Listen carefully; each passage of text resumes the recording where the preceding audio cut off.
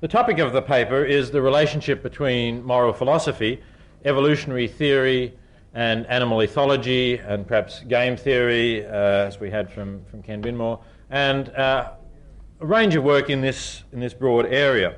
I want to attempt to review the current state of play in that area and to urge that philosophers should take note of the kind of work that's been done in these areas, because I think it does shed light in various interesting ways on the work that moral philosophers do. There's been an enormous amount published in this area over the last decade or so, some of it very explicitly addressing the kind of issues that I'm talking about, some of it highly relevant to it but not so explicit.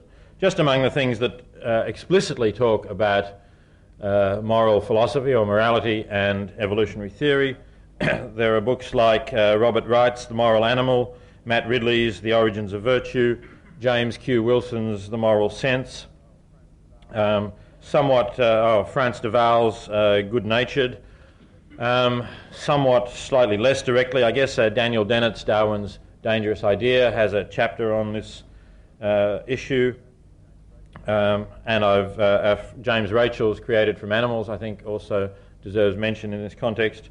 And I've touched upon it myself in a couple of books, The Expanding Circle many years ago, and more recently, How Are We to Live? Let's look at the questions that moral philosophers have been debating first, in order to see how this wealth of literature can shed light on the questions we're talking about.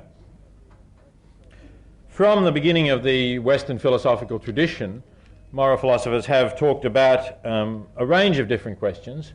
For example, is our sense of right and wrong a form of knowledge, as Socrates, for instance, seems to have held?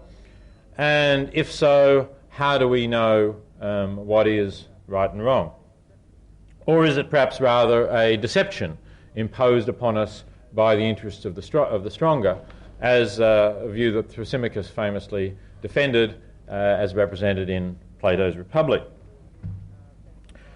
Alternatively, is our sense of right and wrong perhaps the result of teaching and habit?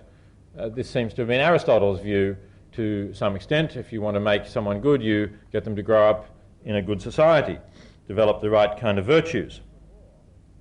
Is there perhaps a natural law, something that is part of our nature? Another view that which the roots can be found in Aristotle, and of which all of us can know so long as our sense of reason has not been corrupted. A view that certainly had a weighty and influential role in the history of Christendom throughout many centuries. Or on the other hand, have we chosen ethics through some form of social contract, as a literal interpretation of social contract theory would suggest? Is morality largely a matter of our feelings, as David Hume urged, or is it something that we know through pure reason, as Immanuel Kant claimed? So woven through all of these writings, there are some common themes, some questions, of which I think perhaps some of the most central ones are the role of reason as against the role of emotion in morality. A long-running discussion, which I guess classically it is Hume and Kant who represent the two sides of that debate, but it's a debate that we've already heard a little bit about in today's discussion. Kant seems to have been the one philosopher who's been mentioned in all three of our talks. To what extent does this whole issue of evolutionary theory shed any light on that question? Another related theme is related to the title of the book by James Q. Wilson that I mentioned, The Moral Sense, and it's the idea of, is there a universal moral sense? Is there some moral sense, some sense of right and wrong, which all humans share in, or is everything culturally relative, or perhaps even subjective, not just relative to culture, so that it's different societies that differ, but individuals differ among themselves? So those are some of the ancient issues of the philosophical tradition which we have brought to this point in the late 20th century, where we now are able to look at them perhaps in different ways or with additional sources of knowledge and sources of insight from our enhanced understanding of evolutionary theory and our enhanced knowledge of the behaviour of non-human animals, including our closest relatives, as well as a lot of information about human psychology and practices in different societies, which is knowledge that has been added to in a critical way over those decades. What roughly does this body of theory or knowledge tell us that might be relevant to ethics? Well, to comment on that, I have to go over what's going to be very familiar ground to a lot of you and has in fact already been touched upon in various ways, or some of it has been by the previous speakers.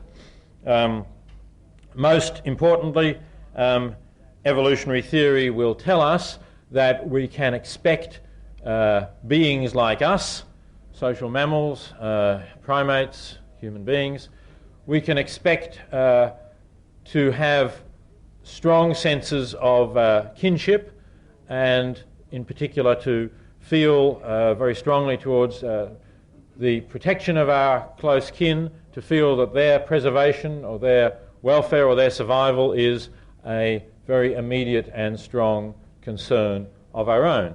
So we would expect human beings to be beings who care about kin and have a sense of kin, and the anecdote of J.B.S. Haldane has already been mentioned in terms of illustrating why in evolutionary terms we would expect that to be true.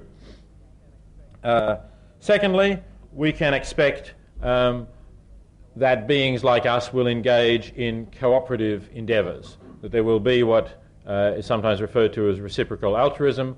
There will be in us tendencies to cooperate and to make for cooperation to be fruitful, and to, as part of that, to exclude or in some way make sure that we do not cooperate with those who fail to cooperate with us, so that we have abilities for recognising those who defect from those who cooperate, and in some way discriminating against or withholding our cooperative support from those who don't cooperate with us.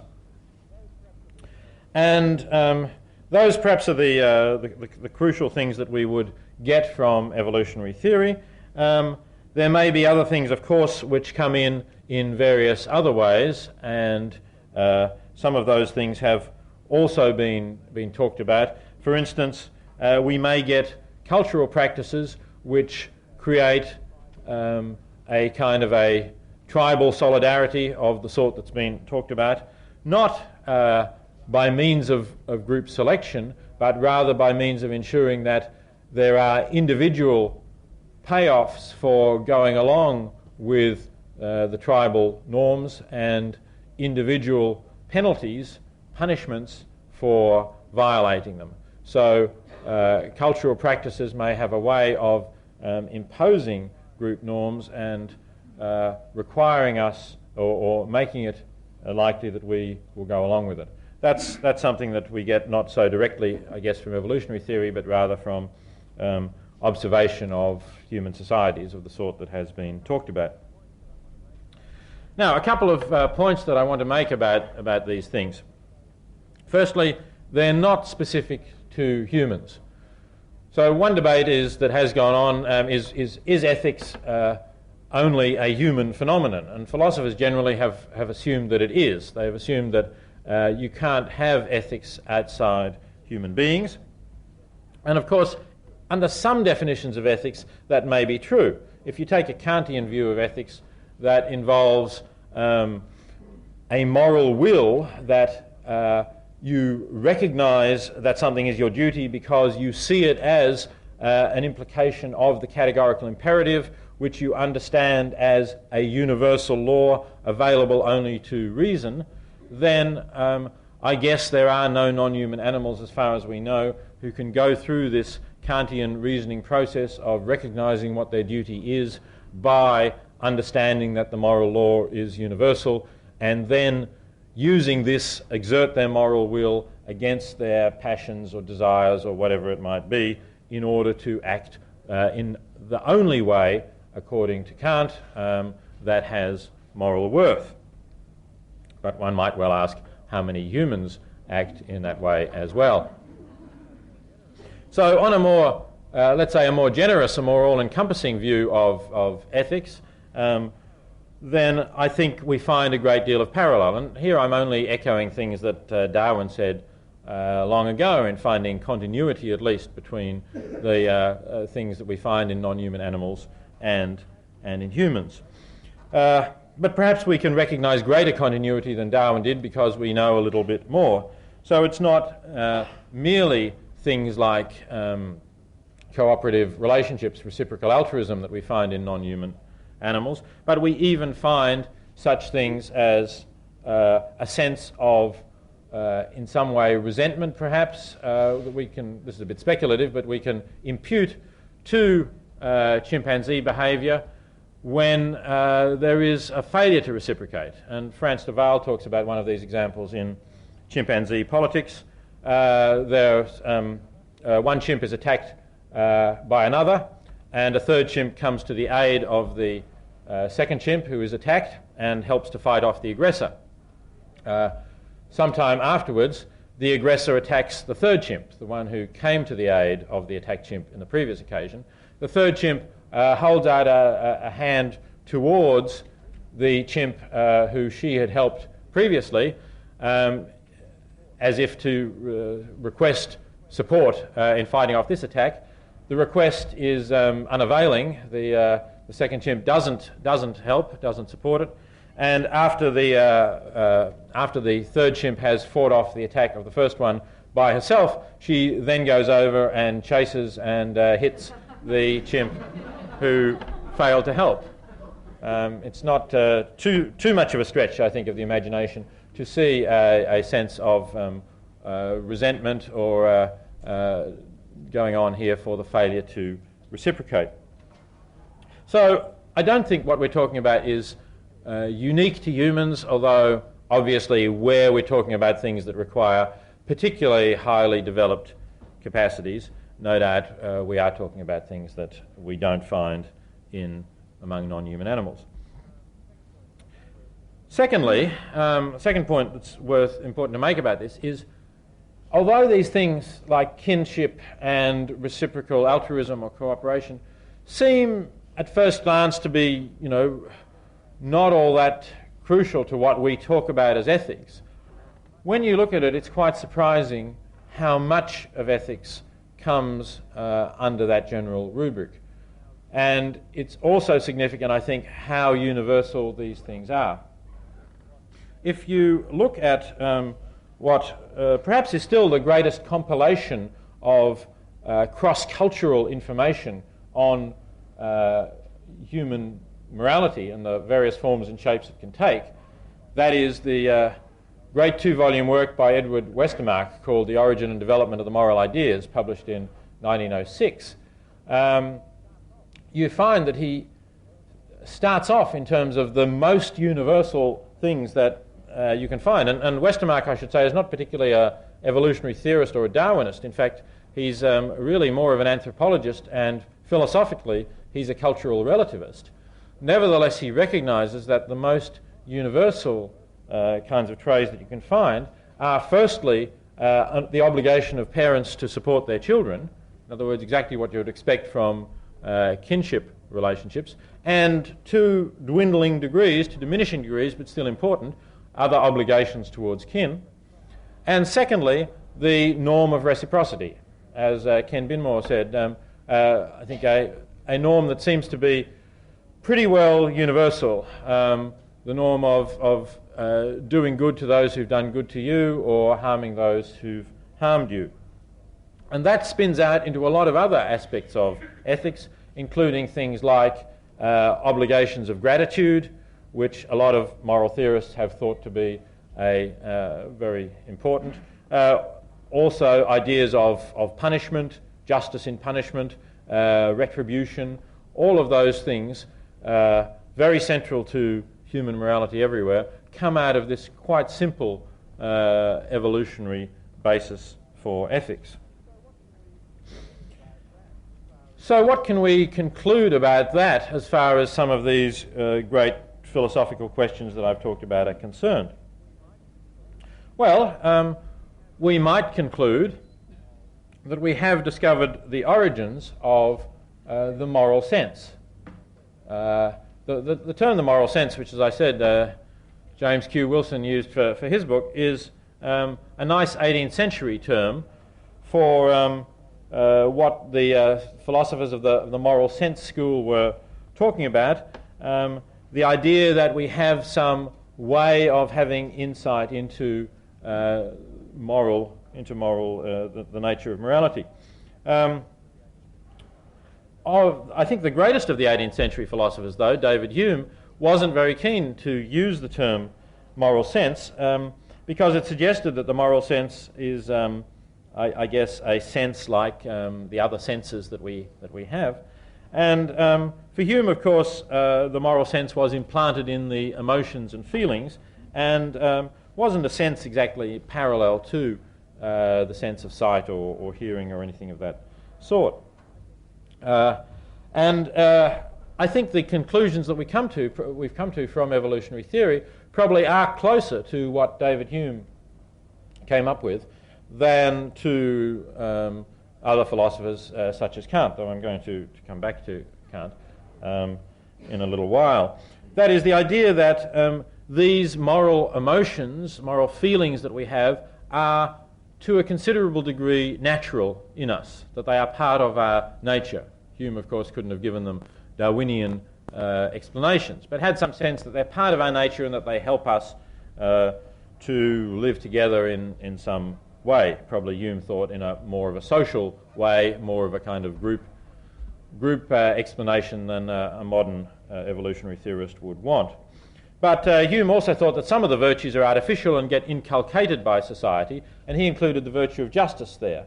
We would probably say, well, the virtue of justice, insofar as it's based on reciprocal altruism, something like tit for tat, cooperation, retribution, gratitude, all of those things are actually natural rather than artificial, though no doubt we then build on them much more complex and more refined artificial institutions, such as the criminal justice system, or for that matter, civil justice in dealing with disputes as well, in order to be able to operate within a large society for them.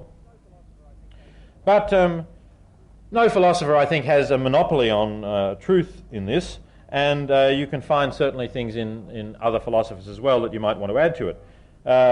Hobbes, perhaps, also had grasped one side of the story, perhaps that Jonathan Glover talked about in the latter part of his talk, though no doubt was exaggerating the element of conflict when he talked about the war of all against all and suggests that this makes life nasty, poor, solitary, brutish and short, and that only absolute sovereignty could remedy this state of affairs. I think, as Ken Binmore indicated, in fact, some arrangements, cooperative arrangements, can be self-policing. We don't need absolute sovereigns, fortunately, and life in the state of nature was not at all quite so nasty, solitary, poor, brutish and short, but actually could be quite good. So those are some of the ways in which the evolutionary story perhaps supports some of the things that some philosophers have said. But I think the evolutionary story also discredits a number of other views of morality. Some of these things that I'll say will be uncontroversial, some of them would be more controversial among philosophers. So let's have a look at some of the things that I think the evolutionary story discredits. Firstly, perhaps too obviously, I think it discredits the divine command theory of morality.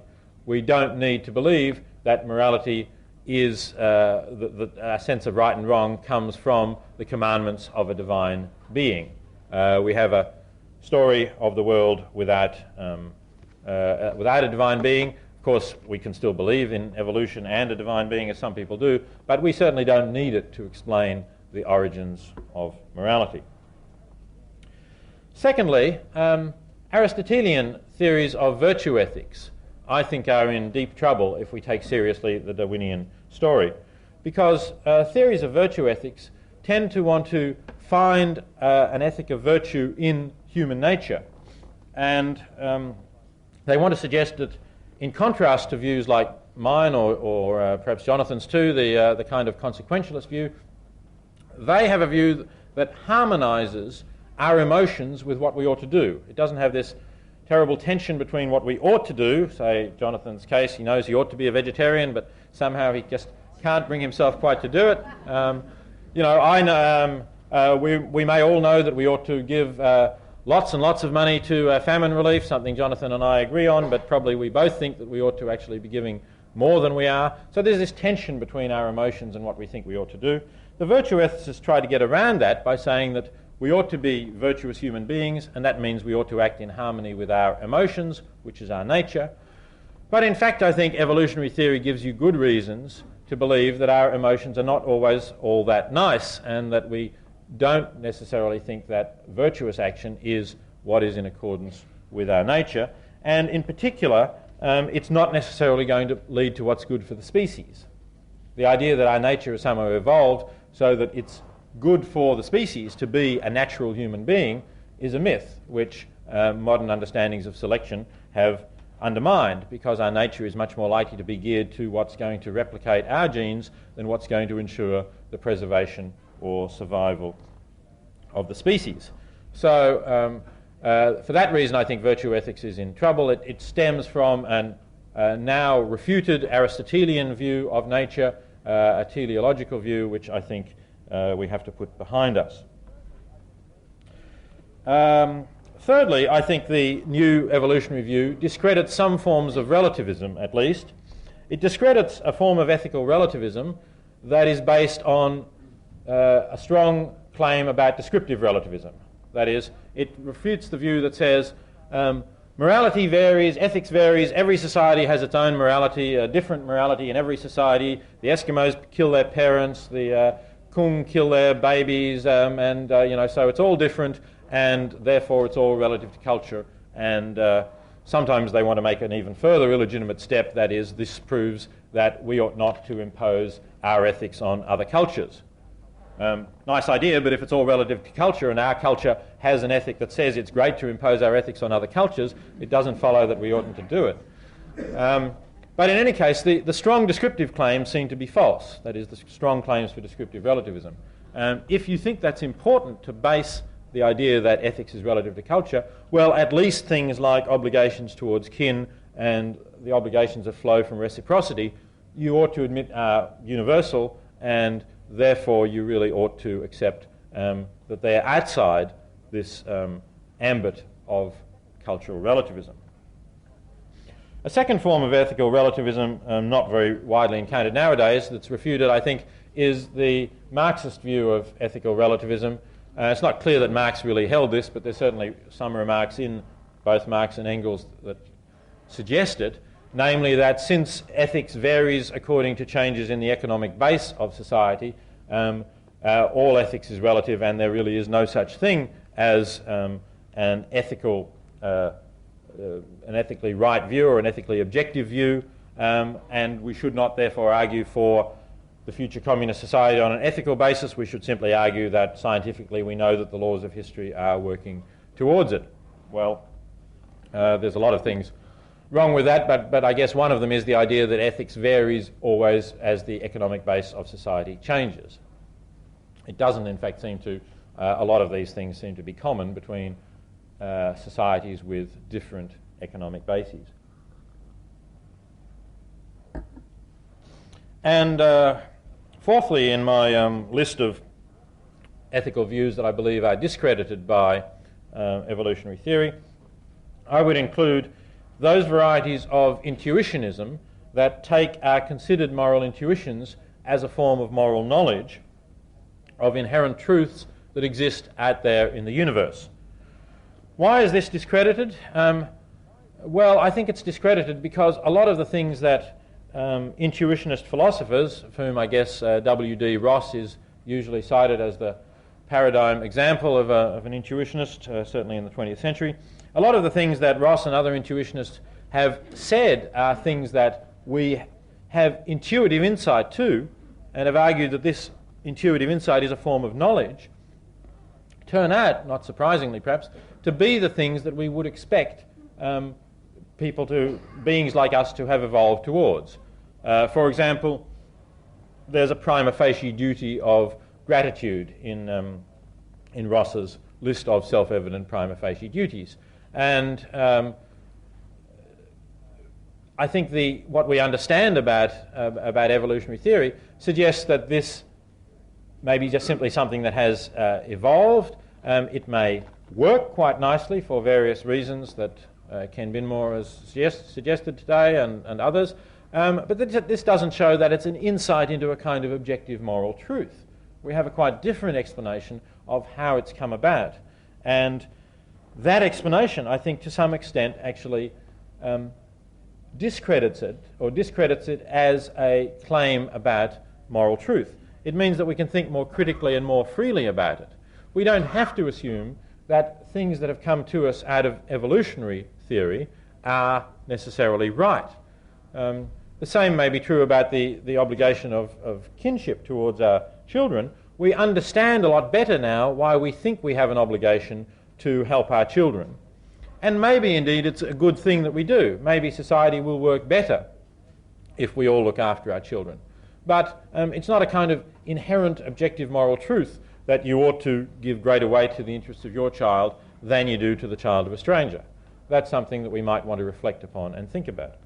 And to take an even more obvious example of something that we, I think, are inclined to reject, those evolutionary theorists who've done work on differences in reproductive strategies between males and females have suggested that there are evolutionary reasons as to why we might have, quite commonly, a kind of double standard, whereby we are much more insistent about ensuring that women do not breach marriage arrangements, whether they're monogamous or polygamous marriage arrangements, do not engage in sexual relationships outside those marriages, than we have about men.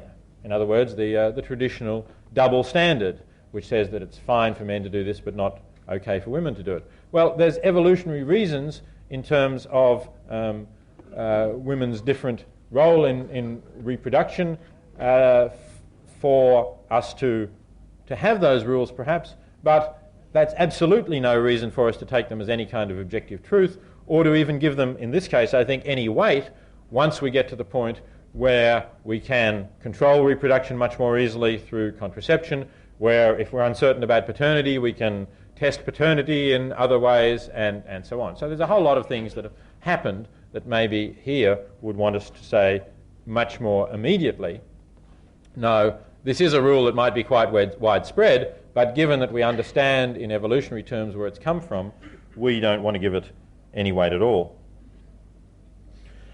Well, those are some of the things that I think evolutionary theory discredits. Let me come back to what I said at the beginning was one of the major philosophical debates throughout the history of Western philosophy, the issue of the roles of reason and feeling, or reason and emotion in ethics, and asks, what does the new understanding of ethics contribute to that debate? I've already said I think the new understanding favours Hume's views of the origins of the moral sense more than those of other philosophers. But there's still a question that needs to be raised about the element of moral thinking that extends beyond what we might expect from evolutionary theory. The element of moral thinking, in other words, that extends beyond kinship, beyond those with whom we can have reciprocity. And Jonathan Glover talked about that in talking about famine victims in distant countries. They're not our kin. They probably will never be able to reciprocate any good we do for them.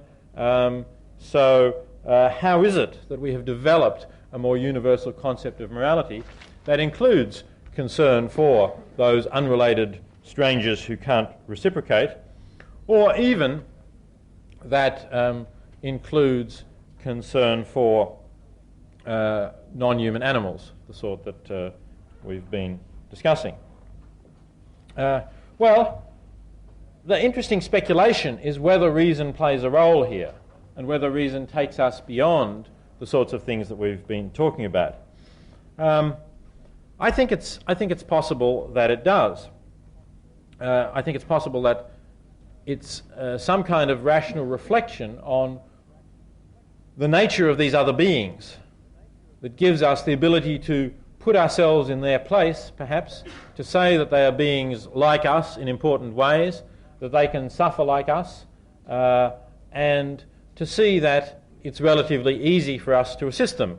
Perhaps that we can make a significant difference to some people in the southern Sudan by giving up things that don't matter to us very much.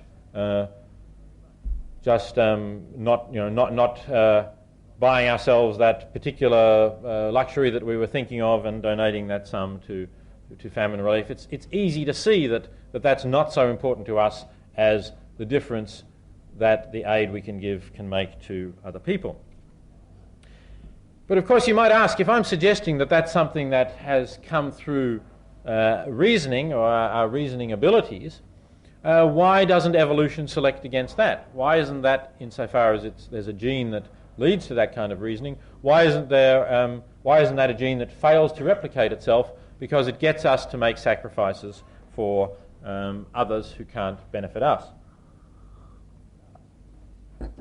Well, one suggestion is, which I first came across in an article by Colin McGinn, one suggestion is that we developed a capacity for reason for obvious evolutionary reasons. That is, it helped us to survive in various ways.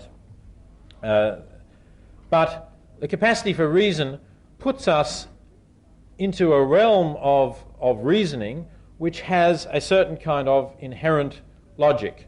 Since we've been paying tributes to Popper today, let's just mention Popper's notion of objective knowledge and this third realm or third world beyond the mind and body, about which I think there's lots of puzzling things, and I don't know that Popper always defended it well. But there is some sense, I think, that you have about, say, mathematical discovery, that there is something else going on here, that we develop a capacity for mathematics which in a limited way has evolutionary survival value, but leads us to all sorts of theorems and discoveries at which point we're becoming detached from any particular survival value, but it's simply a reasoning process, it's simply a path we're following.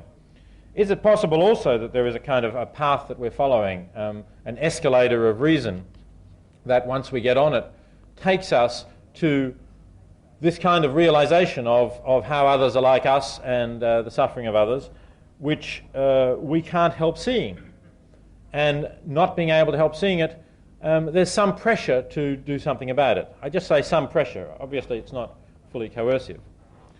But if that's so, and I stress the if that's so, then Kant, after all, gets a place in the pantheon of philosophers who had something valuable to say, because Kant has that famous remark in the Critique of Practical Reason about, in the presence of the moral law, my mind bows down. So that the idea is that I can't help recognizing the majesty or the sublimity or whatever it might be of the moral law.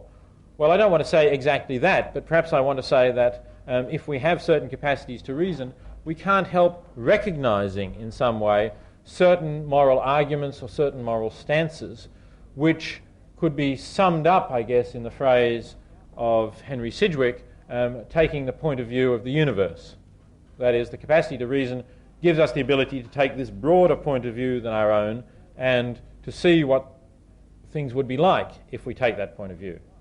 And perhaps the point of view of the universe is something like the kind of point of view that John Rawls talks about when he talks about the veil of ignorance, the kind of thing that Ken Binmore was suggesting. And I don't entirely agree with Jonathan Glover that this is vacuous. I think if you interpret going behind the veil of ignorance in the original position as saying you detach yourself from your own interests, I certainly don't think you get to the particular conclusions Rawls thinks you do. I agree with Jonathan about that. He built in a whole lot of psychology to reach that point.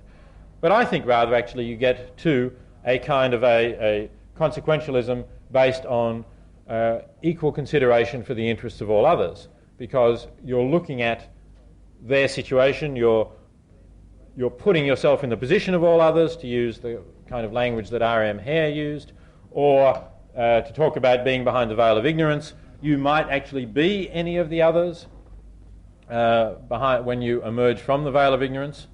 And why, incidentally, did Rawls exclude animals from the veil of ignorance? Why is it possible that you're going to be an African or a person with whatever other particular characteristics, but impossible to imagine that you're a chimpanzee in a lab undergoing research?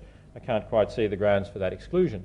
But in any case, the point is, if you do take the veil of ignorance seriously, or you do take the standpoint of the universe seriously, or you do take seriously the idea of putting yourself in the position of others, all of which I think amount roughly to the same thing, you get a view that says something like what you ought to be doing is summing up or weighing the interests of all those affected. And that gives you a substantial moral position. There's more to be said, quite obviously. There may be other arguments to be made. It's not the end of the story, but it's at least a starting position to consider ethics from. But if that's right, then, as I indicated before, there is still a tension between reason and feelings, reason and emotions. We don't quite resolve that tension because we have a certain emotional nature that we have taken from our evolutionary origins, but the acceleration of our reasoning process has taken us to points that may produce a kind of dissonance between where our reasoning may lead us and where our emotions may prompt us. And that seems to me to be a quite plausible description of the situation that we find ourselves in as moral beings, living in a world, living in a community that is so large that the demands that morality makes on us become extreme, inordinately demanding, and yet it's very hard to let go of the view that indeed it is right, it is good to do things that will lead to major gains for others, major improvements in the situation of others, protect their vital interests like those in continuing to live or to be reasonably free from pain or to receive medical treatment at relatively small costs of our own. And that's, I think, where the dissonance between the feelings and reason comes in. Well, I've said that we can explain the origins of the moral sense and much of the institution of positive morality from the evolutionary view. It, of course, doesn't follow from that we can know what we ought to do. I haven't really talked about the naturalistic fallacy, the fallacy of deducing ethical principles from evolutionary theory or from Darwinian principles. I guess I've taken it for granted that is something you can't do, that we understand that the Darwinian theory is a scientific theory and that you cannot draw ethical premises out of a scientific theory. But maybe you can draw on evolutionary theory in a different way from the way that I've been discussing, which has been helping us to understand the nature of ethics. Maybe you can draw on it to some degree to modify some normative conclusions that we might otherwise reach. In other words, maybe evolutionary theory can tell us something about the costs and benefits of certain moral rules. And I talked a little bit about this in the Darwin lecture in this theatre last week, so I won't say much more about it. But, for example, one moral rule that has been put forward and has a revered place, according to many people, in ethics, even if it's not widely adhered to, is the ethic of turning the other cheek. Now, if we accept the view of theorists like Robert Axelrod on iterated prisoners' dilemmas, and I didn't quite understand why Ken Binmore wanted to burn Axelrod's works. Maybe that'll come up in the discussion. But anyway, it seemed to me from reading those works that we get a good understanding as to why the rule turn the other cheek is not a good idea. Because turning the other cheek allows those who don't cooperate to benefit from their non-cooperation. And what we will end up having, therefore, is more non-cooperators in the society rather than cooperators. If, on the other hand, it's only the cooperators who get the good payoffs, who get rewarded by the cooperative gesture back, then the cooperators will thrive, and over an evolutionary period of time, we'll have more cooperators in the society. Everyone will be better off because a society of cooperators is better off than a society of defectors, and we have a much better outcome than if we lived in a society in which there were people who turned the other cheek, thus allowing the defectors to thrive and maintain their numbers in the community. So in that way, I think we can gain some insights from evolutionary theory into what our normative rules might be like. And I should say here perhaps that although I'm a consequentialist, as Jonathan Glover said, I do think that there is a role for rules, and I do think that there is a role for talking about some of the things that Jonathan Glover did talk about in terms of trying to maintain the barriers against moral atrocities.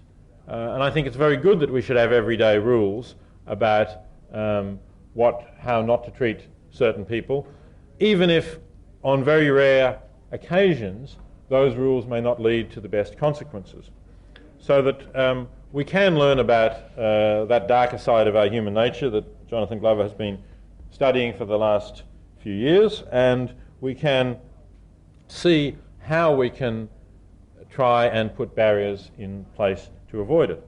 And I think consequentialists can accept rules that fit in with our nature, our evolved nature, the kind of nature that we understand we have a lot better by looking at Darwinian theory. And we can ask what rules are likely, therefore, to lead to best consequences, and what rules should we act on an everyday basis. Because we do have to act, make decisions every day, all the time. No consequentialist is going to advocate that on every occasion where there's a moral decision, which basically means all the time, you are going to try and calculate the consequences from scratch. It's simply not feasible to do it, and if you do try and do it, there's lots of circumstances in which you are likely to go seriously astray. So consequentialists, like myself, tend to advocate the idea of moral rules or principles as rules of thumb, as guides for everyday living, which can be tailored to our human nature, so that the rule I mentioned before of parents should look after their children is a good moral rule to have, rather than simply saying parents should care for children irrespective of whether they're theirs or not, because we can expect that parents will be better motivated to do that. They'll do so in a better and more loving way than if they all try to have impartial concern for everyone's children. And in that way, I think we can develop systems of rules which are consequentialist in their ultimate justification, but Darwinian in the sense of being designed with a knowledge of human psychology that comes from evolutionary psychology and indicates to us perhaps what kinds of rules are going to work to produce the results that we want. Well, I think with that I've probably come to the conclusion that I wanted to draw about what we can learn from evolution about ethics. I hope that the answer is we can learn quite a lot from evolution about ethics, but there are still issues in ethics that we need to discuss. In particular, we can't get our ultimate values from ethics. We need to get them by reasoning, by thinking about our values, including the Socratic method that Jonathan talked about, and we need to do that in a way that reflects a critical understanding of some of the intuitions that we may have, based on our knowledge that some of these will have evolutionary origins. Some of them, of course, will have cultural origins, and we might also want to disregard some of them because perhaps they have origins in a religion that we no longer support. So there's a lot more to come in on this. I've been focusing on evolution. I've therefore, ipso facto, left culture out of the picture. That's not to say that culture doesn't play important roles in various ways. But let me perhaps just take a couple of minutes more to respond to some of the things that Jonathan Glover said about my views about animals. And I guess the first lesson to be learned from this is don't believe everything that you read in newspapers. Maybe a sub-version of that is don't believe everything you read in the Daily Telegraph. And a further sub-version of that might be don't believe everything you read that's written by Boris Johnson. Not that what he said was literally false, I don't want to say that. But the example had a lot more to it than emerged in the interview, and I think that made it at least highly misleading.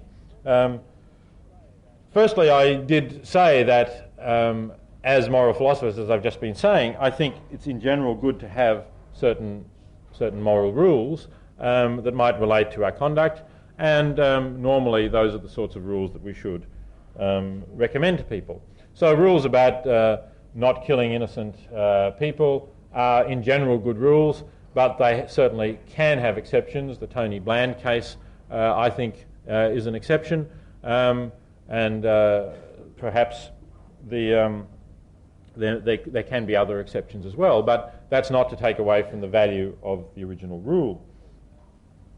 Secondly, the so-called the child that we were being talked about was in the discussion that we had an infant rather than if you were thinking of a 5 or 6 year old, and it was an infant that was not merely described as just disabled, whatever that word means, maybe it had a limp, but was one of these very seriously disabled babies that has a whole range of problems that mean that its life is going to be miserable for the duration of that life, and that may be as a result of the circumstances that it was in, as well as of the physical condition. But it was certainly a child not with major disabilities, including those that essentially meant that it was not going to get over this present condition and go on to live a normal, happy life. So it was that kind of example that Boris Johnson went on pushing and pushing further. You got a bit of the flavour of that from, indeed, what he did write.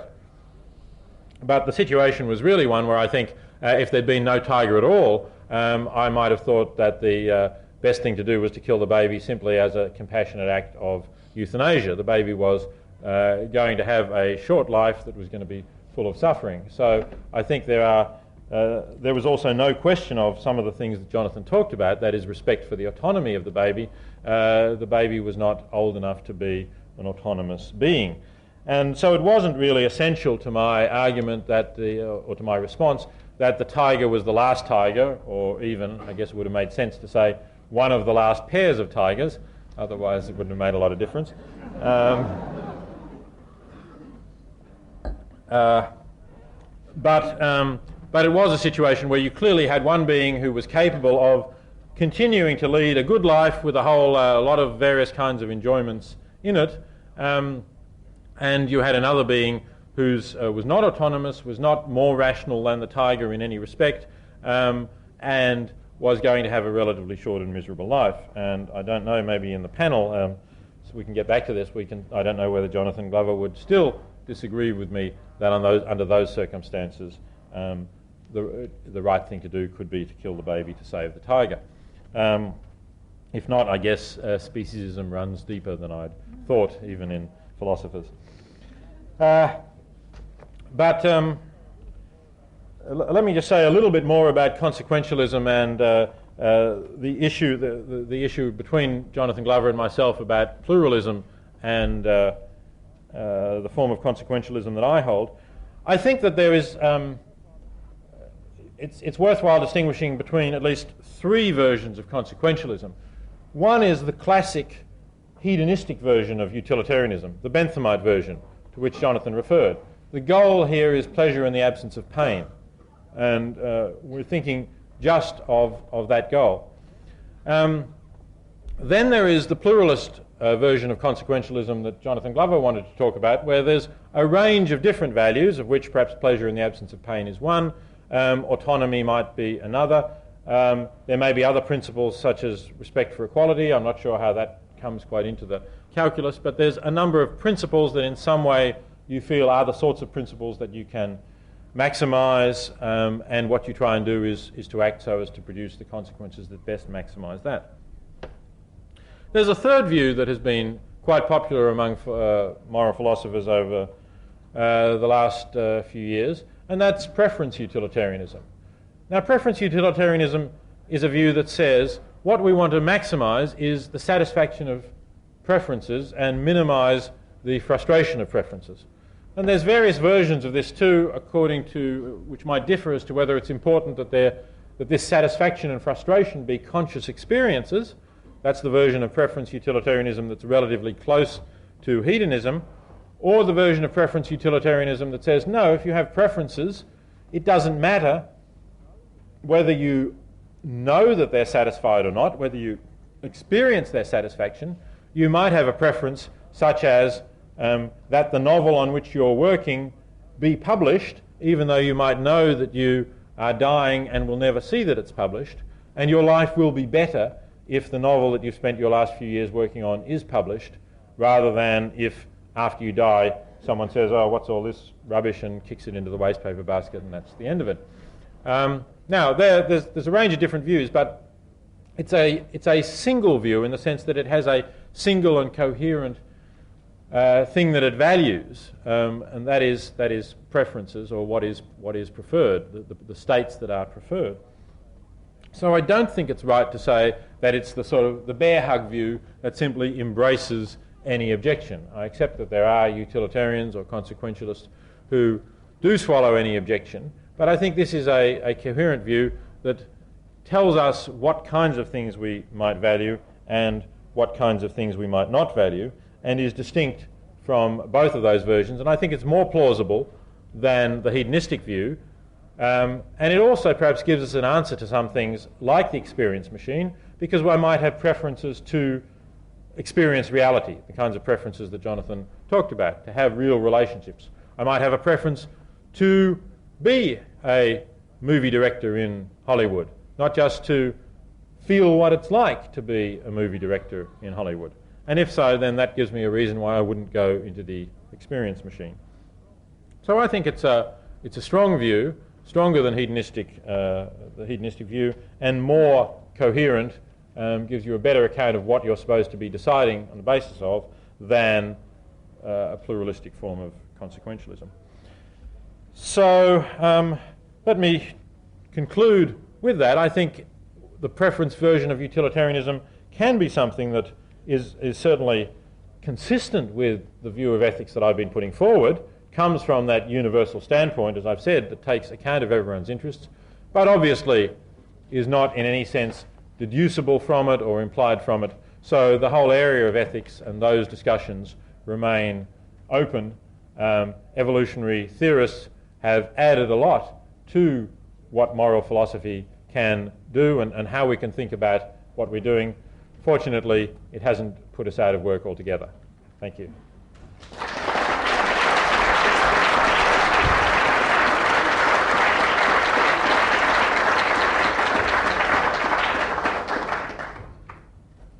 Perhaps we'll just take 2 or 3 questions for Peter Singer before beginning the panel discussion. If there are any, if anyone has a question they want to ask.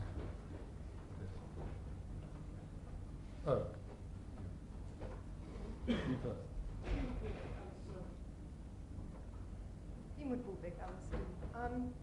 I'm not sure I understand your conclusions about the relationship between evolutionary theory and ethics, in the sense that you seem to want to conclude, on the one hand, that we had to take our, as it were, hardwired moral emotions into account, such as those related to kinship. So you'd want to take position with Aristotle against Plato on the question of universal kinship. On the other hand, though, you've used the example of the sexual moral double standard, and you want to say that, well, that's something that may be evolutionarily hardwired, but we have to override that. How do we know when to take these hardwired evolutions into account and when to override them? I think that I think your exposition is generally right. Oh, sorry.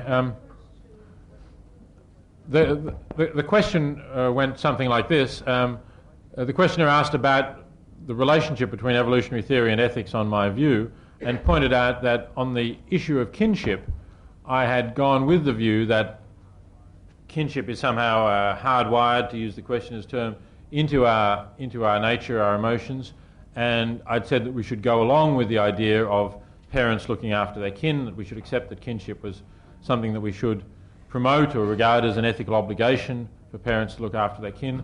But in the case of the sexual double standard, I had said that we should reject that and not go along with it. So I guess the question was asking me to explain my own double standard in picking and choosing between these emotionally hardwired views. Now I guess what I was saying was in neither case can we say that something is right because there is a tendency that we've got as a result of our evolutionary origins to think along those lines. In each case we have to look at the rule and say, is it really going to work for the best and produce the kind of society that is in accordance with our values? My suggestion was that in the case of the kinship issue, it probably is, because I didn't go into this in any detail, but our experience is that parents are generally, not always, but generally, the best carers and guardians of their children, and large bureaucratic institutions in which children are looked after impersonally are not the best environment for raising children. So, as well as that being hardwired, it seems to be the best way we have, given the way we are, of producing certain good results. I doubt that the sexual double standard is the best way of producing good results. And that's especially because we've been able to alter things rather more in terms of the consequences, as I said, with contraception, or even if you're worried about who's the father, other ways of finding out who the father is. Now that doesn't mean that things like jealousy are not hardwired into us, and they may go along certain lines which reflect the difference in the relative contributions to reproduction made by males and females. But we may feel that the costs here are greater, the costs in terms of unequal societies, unequal opportunities for males and females, which we may have strong value objections to. We may also think that indeed it's not as hardwired, that it's something that is more flexible than the thing about parents and children or kinship, which goes right to the heart of how we have come about. And indeed, while there is a certain universality about some kind of double standard, there is a flexibility about marriage arrangements to a degree, not to an unlimited degree, but to a degree, which you don't really find about parent-child rearing. You don't really find societies, except specific attempts to do so in a basis of a kind of theory, like the kibbutzim in Israel, to rear children completely collectively so they have no special bond to their parents. Just wait for the mic if you would. Peter Sosu, UCL. On the ethics of preventing suffering in animals as we're breaking down the species barrier. Now, most people would agree that it's normally unethical to kill another person, but they go further than that. We actually have laws to prevent it, and people intervene to stop that happening if someone is trying to kill another person. Would you advocate laws to prevent people killing animals to eat them, and taking the argument to its absurd limit? Would you advocate preventing animals from killing each other in the wild if we had the power to do that? I know that some people do actually advocate that. I don't actually know anyone who advocates that, and I've been in the animal movement for about 30 years. Certainly there's nothing that I've read that is a serious attempt to advocate that. I haven't talked really about my views about animals tonight in any detail, so in a way it would be another topic. My views about why we ought not to eat animals are not really based on the wrongness of killing. In animal liberation, for instance, I don't really talk about the wrongness of killing at all. I put it to one side. There's like 2 or 3 paragraphs about it. I'm not about to advocate laws saying that it's always wrong to kill an animal. I'm a fortiori not about to advocate laws saying that animals should be prevented from killing each other. I think that would be a recipe for ecological catastrophes. But I am certainly advocating laws that that animals should be spared from all of the suffering that humans inflict on them, other than whatever suffering might be justifiable in terms of relieving greater human suffering or serving human interests that are genuinely more important than the interests of the animals at stake. And that's a fairly wide area. It may not exclude absolutely all raising of animals for food, but it certainly excludes all factory farming and probably excludes just about all large-scale commercial animal agricultural methods as practiced at present. One more question, yeah. Just on that, is it the inevitable logic of the argument that we should treat animals a little bit more like people, but the practical consequences somewhere along the line is that people are going to be treated like animals? Well, I don't see why any more than the argument that we should treat Africans more like whites led to Europeans being treated more like the slaves who were shipped across from Africa to the plantations and enslaved there. Fortunately, that didn't happen. I don't see why in this somewhat parallel situation it's likely to go that way either. I guess any further questions can be addressed to Peter Singer during the panel discussion. So we should now begin that.